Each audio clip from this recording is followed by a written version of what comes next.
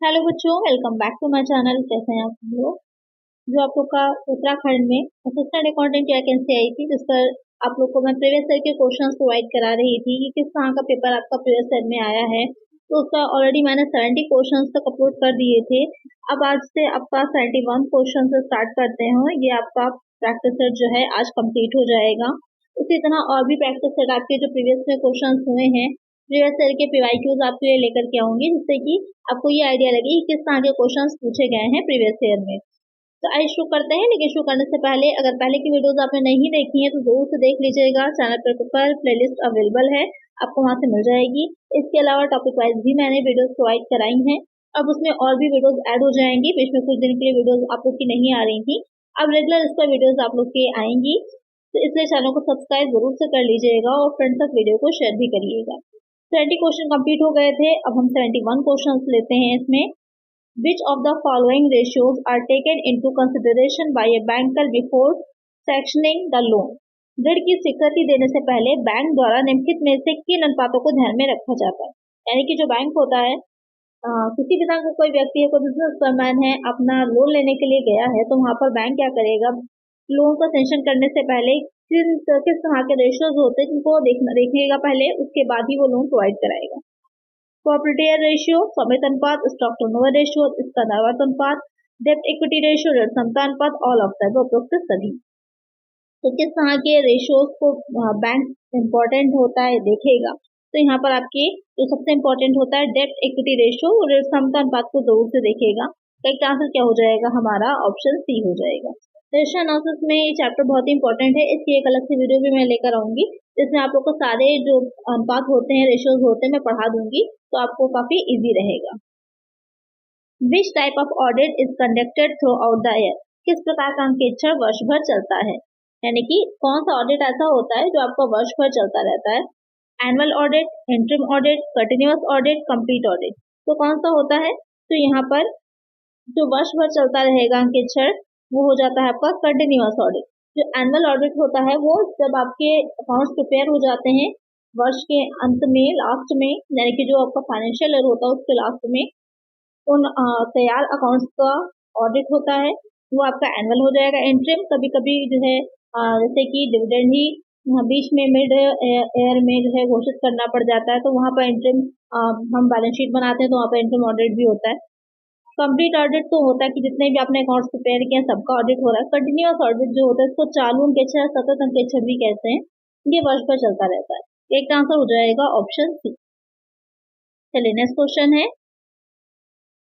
Winding up of the company is by. Company का समापन होता है क्लोजर ऑफ बिजनेस, व्यापार बंद करने में, सेल ऑफ एसेट, संपत्तियां बेचने से, एंड ऑफ लीगल एग्जिस्टेंस, वैधानिक अस्तित्व समाप्त होने से, आर्टिकल्स अंतर्नियमों द्वारा।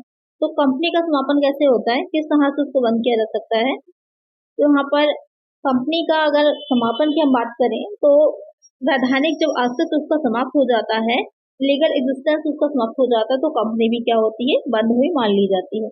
राइट आंसर यहाँ पर क्या होगा हमारा? ऑप्शन सी हो जाएगा। बहुत ही डीपली नहीं पूछे गए हैं, बहुत ही ऐसे क्वेश्चन पूछे गए हैं जो बहुत ज्यादा कॉन्सेप्ट बेस्ड नहीं है, डायरेक्ट ही है, तो आपके इजी रहेगा। इतना डिफिकल्ट पेपर नहीं आया है प्रीवियस का। अगर देखें यहाँ पर आपका एक फॉर्मूला दे रखा है, contribution upon earning before interest and tax, यानी कि EBIT।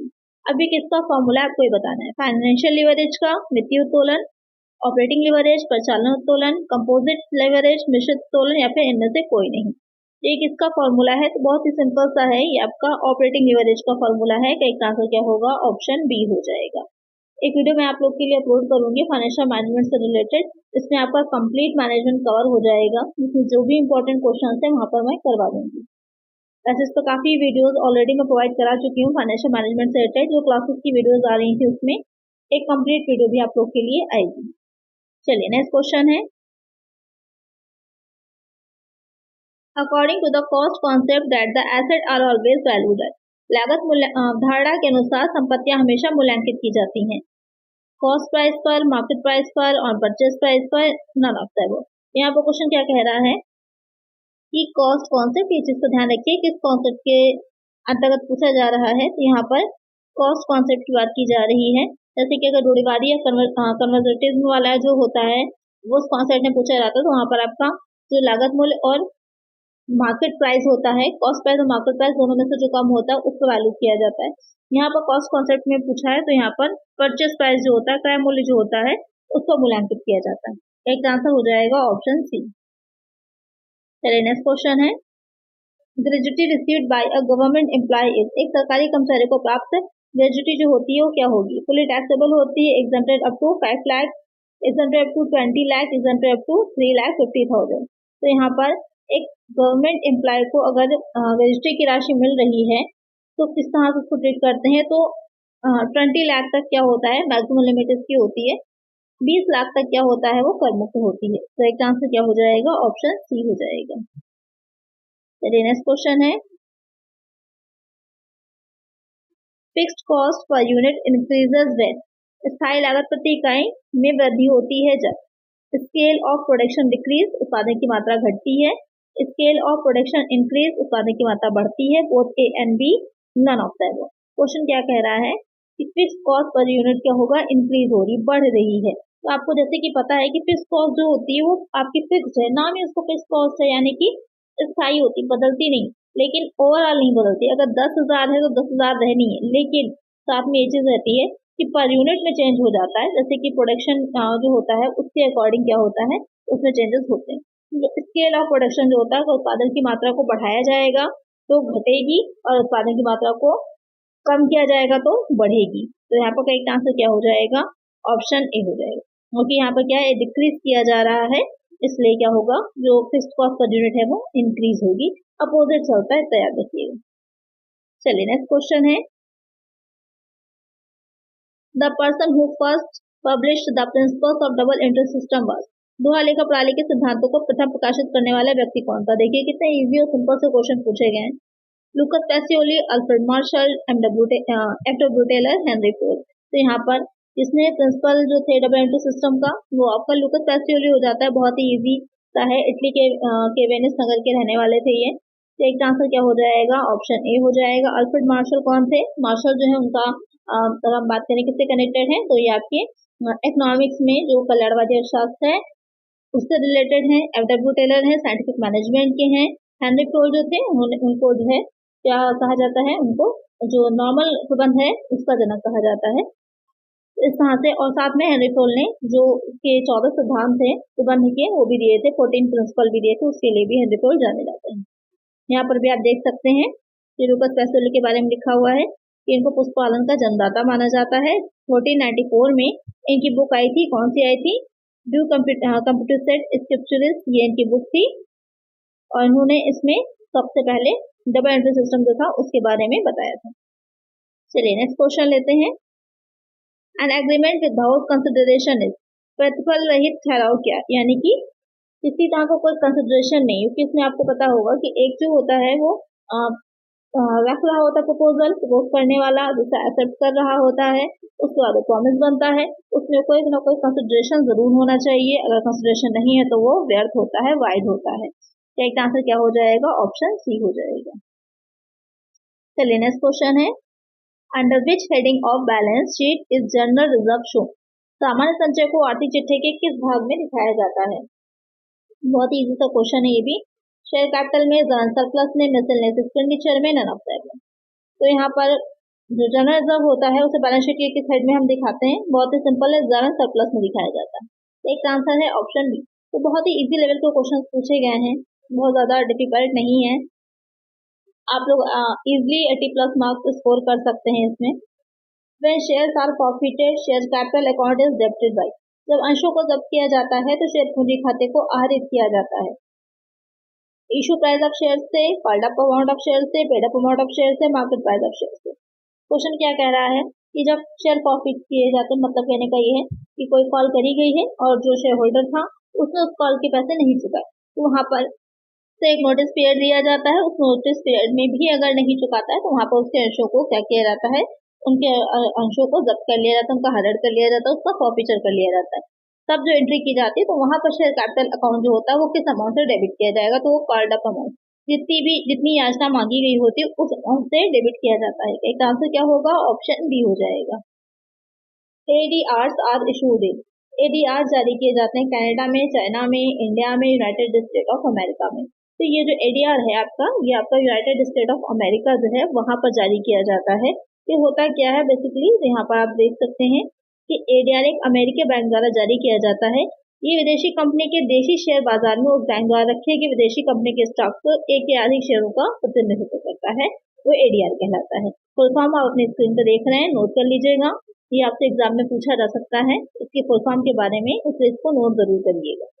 चलिए नेक्स्ट क्वेश्चन है, ये एक न्यूमेरिकल क्वेश्चन है। ओपनिंग कैपिटल बताइए 45,000 की, क्लोजिंग कैपिटल है 75,000 की, विड्रॉ है 10,000 का, फ्रेश कैपिटल है 5,000 की। तो आपको बताना है प्रॉफिट क्या होगा, यानी कि यहाँ पर आपको ये बता देना है।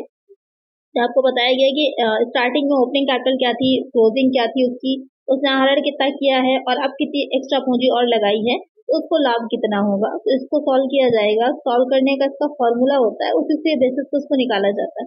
क्या होगा फॉर्मूला कि क्लोजिंग कैपिटल में हम ड्राइंग्स को ऐड करते हैं, उसमें से हम लेस कर देते हैं जो उसकी जो अभी पूंजी उसने फ्रेश कैपिटल लगाई है प्लस जो उसकी ओपनिंग कैपिटल थी, तो उसको लेस कर देंगे तो वहाँ प्रॉफिट निकल आएगा। तो यहाँ पर क्वेश्चन में 35,000 प्लस 10,000 हो जाएगा, माइनस हो जाएगा, यहाँ पर माइनस का साइन लगेगा।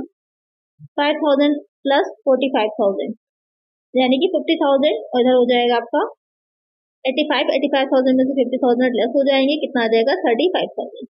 यही हमारा प्रॉफिट हो जाएगा। तो इसका आंसर क्या हो जाएगा, ऑप्शन डी होगा। डिप्रिसिएशन इज प्रोवाइडेड ऑन, ह्रास काटा जाता है फिक्स एसेट पर, करेंट पर, इंटेंजिबल पर, ऑल ऑफ द अबव। तो यहाँ पर जो डिप्रिसिएशन होता है वो किस पर लगता है, तो मेनली जो डिप्रिसिएशन है वो आपका फिक्स एसेट पर लगता है। एक आंसर क्या हो जाएगा, ऑप्शन ए हो जाएगा। जो स्थायी संपत्तियां होती हैं उन पर चार्ज किया जाता है।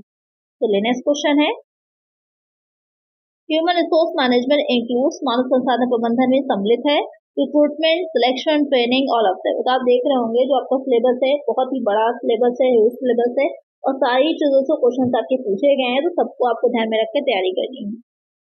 तो इसमें क्या इंक्लूड किया जाता है, सारी चीजें आती हैं। जो ह्यूमन रिसोर्स मैनेजमेंट है बेसिकली मतलब क्या होता है इसका, कि एक ऑर्गेनाइजेशन में ह्यूमन की मैन पावर की बहुत ही इंपॉर्टेंस होती है। जितनी भी मशीनें आप खरीद लीजिए, जितनी भी कैपिटल लगा लीजिए, मशीनों को ऑपरेट करने वाली जब तक लेबर नहीं होगा, व्यक्ति नहीं होंगे, तब तक काम आप नहीं कर सकते, प्रोडक्शन नहीं हो पाएगा। तो वहाँ पर जो ह्यूमन रिसोर्स होता है उसको ह्यूमन को भी एक रिसोर्स की तरह, संसाधन की तरह माना जाता है। तो उसके लिए पूरा एक मैनेजमेंट होता है, तैयारी किया जाता है कि कहाँ कहाँ वैकेंसी, कितनी हमें आवश्यकता होगी फ्यूचर में। उसके बाद रिक्रूट किया जाता है, भर्ती की जाती है, फिर उसमें से चयन होता है, उसके बाद उनको प्रशिक्षण दिया जाता है। जैसे कि अभी यही वैकेंसी आई है, तो ये भी एक ह्यूमन रिसोर्स मैनेजमेंट का ही एक प्रोसेस है कि जितनी आवश्यकता थी उतनी वैकेंसीज निकाली गई, आप लोगों ने फॉर्म फिल किए हैं, तो ये भर्ती का प्रोसेस है। अब आप एग्जाम देंगे तो इसमें से क्या होगा, सिलेक्शन किया जाएगा, बाद में आपको प्रशिक्षण दिया जाएगा, ट्रेनिंग दी जाएगी। तो करेक्ट आंसर क्या होगा हमारा, ऑप्शन डी हो जाएगा। चलिए नेक्स्ट क्वेश्चन है, आर्थिक लेखा परीक्षक की नियुक्ति की जाती है board of directors, share holders, central government, company secretary. यानी कि जो इंटरनल ऑडिटर होता है उसे कौन अपॉइंट करता है, बहुत इजी है, इंटरनल ऑडिटर को बोर्ड ऑफ डायरेक्टर्स और जो है वो अपॉइंट करते हैं। अगर सिर्फ ऑडिटर लिखा होता तो उसको शेयर होल्डर अपॉइंट करते हैं, लेकिन अगर कहा जाए इंटरनल ऑडिटर तो उसको बोर्ड ऑफ डायरेक्टर्स ही करते हैं। एक आंसर होगा ऑप्शन ए। चलिए next question, in which section of Indian contract act contract without consideration is wide. भारतीय अनुबंध अधिनियम की किस धारा के अंतर्गत प्रतिफल के बिना किया गया ठहराव व्यर्थ है। Section 25, 10, 23, 2, section D. तो यहाँ पर अभी हम इससे रिलेटेड एक क्वेश्चन और आया था, यहाँ पर प्रतिफल के बारे में कहा गया था कि अगर प्रतिफल नहीं होगा, कंसिडरेशन नहीं होगा तो क्या होगा। तो वहाँ पर ये था कि ठहराव क्या था, वाइड था।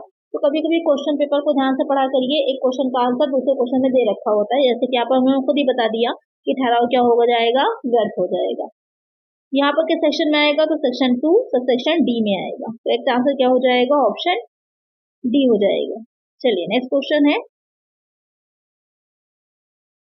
Rebate on bill discounted is, भुनाए गए विपत्रों पर छूट है, an income received in advance, accrued income, liability. तो क्वेश्चन क्या कह रहा है, रिबेट ऑन बिल डिस्काउंटेड, जो बिल्स होते हैं, बिल्स डिस्काउंटेड होते हैं, उन पर जो रिबेट दी जाती है वो क्या है, तो इसे एक अग्रिम प्राप्त आय माना जाता है, and income received in advance. एक आंसर क्या हो जाएगा, ऑप्शन बी हो जाएगा। क्या होती है, यहाँ पर भी आप देख सकते हैं कि बुनाए गए विपत्रों पर छूट को अग्रिम रूप से प्राप्त छूट के रूप में भी जाना जाता है। अर्थात ऐसी छूट जो प्राप्त हो गई लेकिन अर्जित नहीं हुई है, ऐसी स्थिति में पत्र को की छूट को लाभानी खाते में ब्याज और छूट से घटा देते हैं और आर्थिक चिट्ठा में दायित्व के रूप में दिखाया जाएगा। अच्छा, ये क्वेश्चन आपको कहाँ मिलेंगे, तो इसके लिए आप देख सकते हैं कि एक बुक मैंने टैग करी हुई है, उस बुक को आप परचेज कर सकते हैं। वहाँ पर आपको ये क्वेश्चन पेपर्स मिल जाएंगे इजली, वहाँ से भी आप पढ़ सकते हैं। बाकी मैं भी पढ़ा रही हूँ, लेकिन अगर आप चाहें तो आप उस बुक को भी परचेज कर सकते हैं, तो आपके पास इजली हार्ड कॉपी में भी अवेलेबल होगी वो किताब, उससे कि आप आसानी से पढ़ पाएंगे। चलिए, नेक्स्ट क्वेश्चन है, sales to Ram 500 posted to his account as 50 would affect. तो आपको 500 की बिक्री की खतौनी उसके खाते में 50 से की गई, जिससे प्रभावित हो, यानी कि एक जीरो कम कर दिया गया। एक जीरो नहीं है, ओवरऑल देखिएगा तो 450 यानी कि 450 रुपए है जो कोई कम कर दिए गए, तो उससे क्या प्रभावित होगा? सेल्स अकाउंट, राम का account, cash account, profit and loss account. तो सीधी सी बात है, चाहे बिक्री की गई हो, कुछ भी किया गया हो, मेन तो उसके राम के अकाउंट से ही रिलेटेड है ना, तो क्या इफेक्ट करेगा? राम का अकाउंट। एक आंसर होगा ऑप्शन बी। चलिए, नेक्स्ट क्वेश्चन है, Who was coined the net operating income theory of capital structure? पूरी संरचना का नेट परिचालन आय सिद्धांत किसने दिया था? गॉर्डन ने, हडसन ने, डूरर ने, वाल्टर ने। तो यहाँ पर जो कैपिटल स्ट्रक्चर का नेट ऑपरेटिंग इनकम थ्योरी थी वो किसने दी थी? वो दी थी डूरर ने। तो एक आंसर क्या हो जाएगा? ऑप्शन सी हो जाएगा। बहुत ही अच्छा क्वेश्चन है, इसको जरूर ध्यान रखिएगा। डेविड डूरर इनका पूरा नाम है, पूरा नाम भी लिखा हो सकता है। चलिए, नेक्स्ट क्वेश्चन है, A citizen of India who goes abroad for the purpose of employment, he must stay in India to become resident at least. एक भारतीय नागरिक है जो गत वर्ष में रोजगार हेतु विदेश जाता है, उसे निवासी होने के लिए भारत में कम से कम ठहरना होगा 182 डेज, 90 डेज, 60 डेज, 180 डेज। तो यहाँ पर जो क्वेश्चन कह रहा है कि एक भारतीय नागरिक है जो कि गत वर्ष में प्रीवियस ईयर में क्या है, रोजगार यानी कि एम्प्लॉयमेंट के पर्पज से विदेश किया था, फॉरेन कंट्री गया था, उसे इंडिया में रेजिडेंट होने के लिए कितने दिन ठहरना? तो आपको पता ही कितने दिन है, 182 डेज है। एक आंसर क्या हो जाएगा? ऑप्शन ए हो जाएगा। 60 डेज वाला नहीं होगा, क्योंकि वहां पर दो शर्तें एक साथ हो जाती हैं कि प्रीवियस ईयर में 60 डेज हो और उससे पिछले के 4 जो साल थे उसमें कम से कम 1 वर्ष रहा हो, तब माना जाएगा कि वो आधार शर्त अपनी पूरी करता है। तो यहाँ पर 182 डेज की सिर्फ एक ही कंडीशन है, तो वहाँ पर वो डायरेक्टली आंसर आपका करेक्ट होगा। चलिए, नेक्स्ट क्वेश्चन है, यहाँ पर भी एक फॉर्मूला दे रखा है आपका, परिचालन लीवरेज का सूत्र है, ऑपरेटिंग लीवरेज का। सेम यही क्वेश्चन अभी पहले भी रिपीट हो चुका है आप लोगों से, वहाँ पर फॉर्मूला दिया गया था और साथ में पूछा गया था किसका है। तो इस पेपर में बहुत अच्छे से ध्यान से आप लोग सॉल्व करिएगा। कई बार क्वेश्चन रिपीट किए हैं उन लोगों ने अलग अलग तरीके से। अगर क्वेश्चन पेपर आप एक बार पूरा अच्छे से देख के समझ लीजिए, उसके बाद सॉल्व करिएगा तो बहुत ही ईजी रहेगा आपके लिए। जैसे कि यहाँ पर जो फॉर्मूला दे रखा है आपको पता ही है, यहाँ पर ये फॉर्मूला दिया गया था इससे पहले के क्वेश्चन में C/ABIT, और पूछा गया था किसका फॉर्मूला है, वो ऑपरेटिंग लीवरेज का था। यहाँ पर उन्होंने कहा है कि ऑपरेटिंग लीवरेज का फॉर्मूला क्या है, सूत्र दे दिया गया है। तो बहुत ही ईजी सा है, तो एक आंसर है ऑप्शन बी, C/ABIT। इससे क्या हो जाएगा? कंट्रीब्यूशन होता है। कंट्रीब्यूशन निकालते कैसे? तो यहाँ पर आप देख सकते हैं, सेल्स माइनस वेरिएबल कॉस्ट। जब हम सेल्स में से वेरिएबल कॉस्ट को लेस करते हैं तो हमारा कंट्रीब्यूशन निकल आता है। चलिए, नेक्स्ट क्वेश्चन है, which one of the following is not a non cash item? इसमें से कौन सा गैर रोकड़ मद नहीं है? Provision for bad debt, goodwill return of, depreciation, cash cell. क्या गैर रोकड़ मद नहीं है, यानी कि डायरेक्ट कैश नहीं है, नॉन कैश है। तो यहाँ पर प्रोविजन फॉर बैड डेट भी आपका क्या है, नॉन कैश है, गुडविल रिटर्न ऑफ भी नॉन कैश और डिप्रिसिएशन भी। लेकिन जो कैश सेल है वो आपकी कैश में है, नॉन कैश नहीं है। तो एक आंसर हमारा ऑप्शन डी हो जाएगा। बहुत ही इजी सा क्वेश्चन है। चलिए, नेक्स्ट क्वेश्चन लेते हैं। यहाँ पर आप देख सकते हैं कि कौन कौन सी चीजें नॉन कैश में शामिल की जाती हैं। तो संपत्तियों पर हिरास है, ख्याति का लेखन है, अप्राप्त ऋणों के लिए प्रावधान है, लेनदारों पर छूट का प्रावधान है, देनदारों पर छूट का प्रावधान है, ये सब आपके नॉन कैश में आते हैं। चलिए, नेक्स्ट क्वेश्चन है, high financial leverage is the blessing with. उच्च वित्तीय उत्तोलक जब तब आशीर्वाद होता है जब, यानी कि जो हाई फाइनेंशियल लिवरेज है कब अच्छा माना जाएगा? The earnings are more than the cost of debt, earnings are less than the cost of debt, earnings equal the cost of capital, there is inflation, मुद्रा प्रसारण। तो यहाँ पर क्या होता है, हाई फाइनेंशियल लिवरेज अच्छा माना जाता है जब जो आपकी आय है ऋण पूंजी की लागत से अधिक होती है, यानी कि जितनी कॉस्ट ऑफ डेट आपकी आई है, अर्निंग आपकी उससे ज्यादा आ रही है, तब हाई फाइनेंशियल लिवरेज अच्छा माना जाएगा। एक आंसर क्या हो जाएगा? ऑप्शन ए हो जाएगा। चलिए नेक्स्ट क्वेश्चन है, ट्रायल बैलेंस डिस्पोज यानी कि जो तलपट होता है क्या प्रकट करता है? Error of commission, commission, principle, balance. तो यहाँ पर जो तलपट होता है वो आपका बाकी शीशों की अशुद्धियों को बताता है, यानी कि एरर ऑफ बैलेंसेस। जब हम बैलेंस निकालते हैं कि जो तलपट बनाया जाता है, लेजर जो आपने बनाया है, लेजर में जो अकाउंट्स रखे होते हैं उसमें जो बाकियां निकल के बैलेंस निकल करके आता है, उन्हीं बैलेंस से हम ट्रायल बैलेंस को प्रिपेयर करते हैं और इससे दोनों साइड इक्वल आने चाहिए। तो ये क्या बताता है? एरर ऑफ बैलेंसेस, कि क्यों दोनों साइड इक्वल नहीं आए। करेक्ट आंसर हो जाएगा ऑप्शन डी। यहाँ पर आप देख सकते हैं कि वे अशुद्धियां जिनका प्रभाव तलपट के योग पर पड़ता है, गलत पक्ष में अगर कर दिया जाएगा पोस्टिंग, अशुद्ध योग यानी कि टोटल आपने जो है निकालने में गलती करी है, कोई अकाउंट लिखने में छोड़ दिया है, या फिर आपने टोटल करने में या फिर बैलेंस निकालने में गलती करी है, तो भी यहाँ पर प्रकट हो जाएगा, पता चल जाएगा तलपट। चलिए नेक्स्ट क्वेश्चन है, purchase a machinery for 2000 but debited to purchase account. आपने 2000 की मशीन क्रय की, लेकिन क्या किया? क्रय खाते को आहरित किया गया, यानी कि क्रय खाते में डेबिट कर दिए गए 2000। तो किस तरह की एरर है? क्लरिकल है, एरर ऑफ प्रिंसिपल है, कंपनसेटिंग एरर है, नन ऑफ द अबव। तो यहाँ पर ये सैद्धांतिक अशुद्धि है, एक तरह का प्रिंसिपल था जो आपने गलत कर दिया है, यहाँ पर प्रिंसिपल मिस्टेक है, करेक्ट आंसर होगा ऑप्शन बी। चलिए नेक्स्ट क्वेश्चन है, टेस्ट चेकिंग रिड्यूस द, जो परीक्षा जांच होती है वो क्या कम करती है? जैसे कि अगर हम जो है किसी अकाउंट की जांच कर रहे हैं तो सारे अकाउंट की जांच ना करके कुछ अकाउंट्स की हम जांच कर लेते हैं, उसमें की कुछ एंट्रीज की जांच कर लेते हैं, तो उसे हम टेस्ट चेकिंग कहते हैं। तो टेस्ट चेकिंग क्या कम करती है? Work of an auditor, liability of an auditor, both A and B, none of the above. तो यहाँ पर जो अंकेक्षक का कार्य है उसको कम करती है, ना कि लायबिलिटी। वो लायबिलिटी ऑडिटर की उतनी ही बनी रहेगी, लेकिन उसका काम कम हो जाता है। करेक्ट आंसर होगा हमारा ऑप्शन ए। चलिए नेक्स्ट क्वेश्चन है, in which policy of working capital management the permanent current assets are financed by shortly term financing. कार्यशील पूंजी के प्रबंधन की किस नीति के अंतर्गत स्थायी चालू समिति का वित्तीयकरण लघुकालीन वित्त के द्वारा किया जाता है?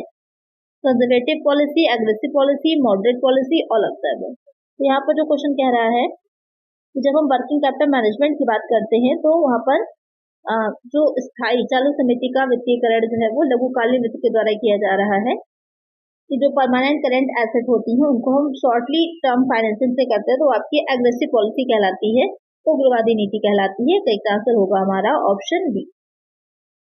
चलिए नेक्स्ट क्वेश्चन है, ये भी एक फॉर्मूला दे रखा है, आपको बताना है किसका फॉर्मूला है। Who has given the formula P is equal to D upon KE minus G for determining dividend policy. ये एक लाभांश नीति का फॉर्मूला है, आपको बताना है इस सूत्र किसने दिया था? मोदिग्लानी मिलर ने, जेम्स सी वाल्टर ने, मायरन गॉर्डन ने, डेविड डूरेंट ने। तो ये किसने दिया था? ये दिया था मायरन गॉर्डन ने। ये गॉर्डन का फॉर्मूला है, करेक्ट आंसर हो जाएगा ऑप्शन सी। किस चीज को क्या कहेंगे? तो देख सकते हैं यहाँ पर आप,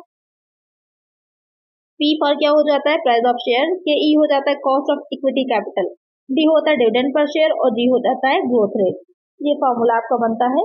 इसमें न्यूमेरिकल भी पूछ सकता है, आगे की वीडियोस जो आपकी आएंगी तो न्यूमेरिकल भी मैं शामिल करूंगी, इससे कि आपको क्लियर हो जाए। तो यहाँ पे आपकी 100 क्वेश्चन कंप्लीट हो जाते हैं इस वीडियो में। जो आपका ये पेपर था ये कंप्लीट हो जाता है। नेक्स्ट वीडियो में इसके पहले जो पेपर हुआ था वो मैं इंक्लूड करूंगी, तो उसके लिए चैनल को सब्सक्राइब जरूर से कर लीजिएगा। बाकी वीडियोस रेगुलर आएंगी। इस टॉपिक पर आप भी वीडियोस चाह रहे हो तो मुझे कमेंट जरूर से कर दीजिएगा।